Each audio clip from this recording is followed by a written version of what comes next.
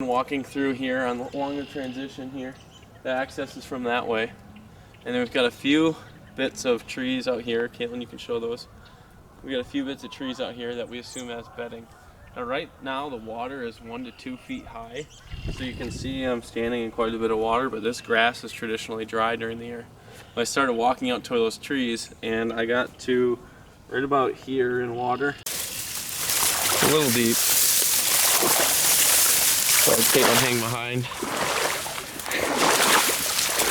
Up to the knees. Alright, well, we'll go out there when the water isn't 2 feet high. And I know I'd probably be getting out towards my belly button until I hit the root ball of some of those trees, which is where we believe this buck is bedding. And so I can't actually get out there right now to do it, so I'm going to do what it would kind of be like in season. So right now I'm seeing this rub. If this is fresh, from my deductive reasoning, I believe this is more in the early season. It's not super aggressive, it's not super dug in, it's not tearing up, and it's just following this trail down out towards a food source, which is actually white oaks and red oaks over there. So I believe this is being used when they're dropping. Now what I would do if I was in season here is I would probably be coming in here early season, seeing that this rub is fresh. Now this water, you can see how freaking high the middle of that rub is right here. And we've got marks going all the way up to here.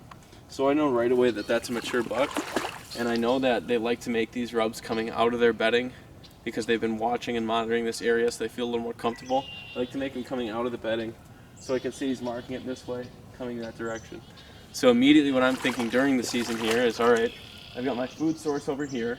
That's establishing my direction of travel, and it's hard to see right now. Caitlin, if you pan over here, there's a trail going back in there, curving around, and it's leading towards that lone tree over here to the left.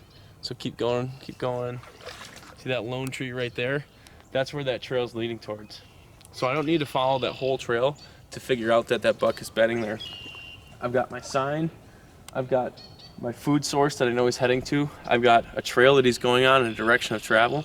And what I'm gonna do now is set up so I can, in this situation, I'll be able to shoot at this last sign and at this trail right here. And so what I end up doing after looking at this cover a lot, I don't have a lot to pick from. A lot of this stuff is either too many branches to get in without making a whole bunch of noise and spooking them out of bedding, or it's wide open. So when I have these little poplars, aspens, whatever you want to call them, when I have these poplars right here, and they're very barren, it's really easy to pick me out of a tree. What I'm going to do is I'm going to take where I ideally want to be in this first row, and then I'm going to layer myself into the second row. I'm going to use some of this dead cover to kind of give me a little bit of a not so outlined and skylit view. So what I'm actually doing is selecting a tree in that second row back there, I like to call it, just a little bit back that I can shoot through. During the season, this tree is probably going to have some leaves on it. This little swamp oak right here to the right, that's going to have some leaves on it. So I'm expecting him to come through this cover right here. That's going to have a little bit of leaves. He's not going to be able to see me, not going to be able to see me really well, not going to be able to see me really well with the leaves here. And the second he comes in this lane, on this trail, crossing by his rub, I'll be able to shoot him from that second row, and I'll have plenty of opportunity to draw and get a shot at him. Or if he comes down this trail right here, he comes around and down this trail, I'll have opportunity the second that he clears this tree right here. But basically, I'm skylit, but once he pops in that opening to see that I'm skylit, it will be too late.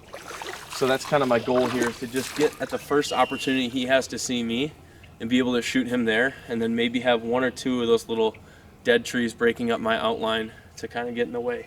But you can easily make this determination in season. You see that this is a fresh rub. You kind of deduct the food source. You take the trail back to the bedding. You assume it's there, and he may come in, he may not. You may see him come 60 yards down or 60 yards down, and you're just going to have to make a shift maybe the next day. But that's how I would determine it this time of year, and if I were to see this sign fresh in the early season. Good. What do we got here, Caitlin? So we have a rub here. Jacob's going to text me. He's going to go, hello. I don't see no deersies. And then he's going to be sitting in a tree up there.